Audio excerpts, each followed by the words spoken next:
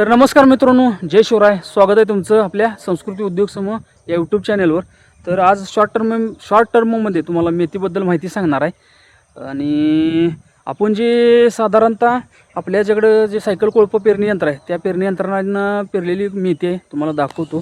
ही अशा स्वरूपात मेथी आहे. 2 साठी एका टायमाला पेरली होती आणि याला साधारणतः आत्ता 8 दिवस झालेत. फक्त 8 दिवसात मेथीची अशा प्रकारे उगवण आहे.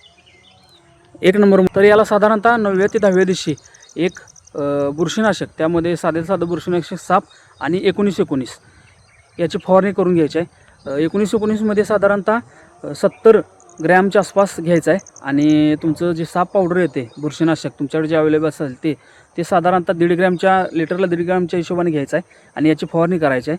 आणि साधारणतः 14व्या-15व्या दिवशी जर तुम्ही युरियाचा वापर करत असाल तर 14व्या-15व्या दिवशी जेव्हा तुम्ही पाणी देणार आहे त्या टायमाला तुम्ही युरिया इसकाटला तरी चालतो आहे. आणि फक्त युरिया इसकाटताना एवढीच काळजी घ्यायची की युरिया पानावर पडला नाही पाहिजे.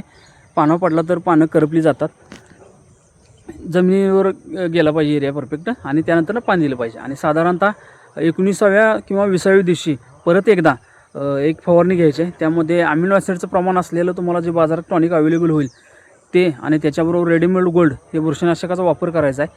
आणि बुरशीनाशक वापर करायचा आहे. त्यामध्ये रेडीमेड गोल्ड साधारणतः 1.5 ग्रॅम नच घ्यायचा आहे. आणि तुम्ही जे टॉनिक वापरणार आहे ते साधारणतः 1.5 ते 2 ग्रॅमच्या हिशोबानं लिटरला घेऊ शकताय. तर अशा प्रकारे फवारणी केल्यावर तुमची मेथी साधारणतः 20 ते 25 दिवसात साधारणतः तुमची मेथी 25 ते 30 दिवसात हार्वेस्टिंगला येणार आहे. आणि या टप्प्याने तुम्ही फवारणी ठेवल्यामुळं तुमची मेथीची वाढ चांगली होणार आहे. मेथीला चांगला टवटवीतपणा येणार आहे आणि तुमचा माल चांगला निघणार आहे. तर अशा प्रकारे तुम्ही फवारणीचं नियोजन करा, तुम्हाला मेथी चांगली मिळेल आणि दर पण चांगला मिळेल. माल चांगला असल्यावर तुम्हाला दर नेहमी चांगला मिळणार. आणि मी नेहमी सांगतो आहे की जो माल तुमचा तयार होतो तुम्ही स्वतः बाजारात बसून विक्री करा, तुम्हाला 4 पैसे जास्त होतील.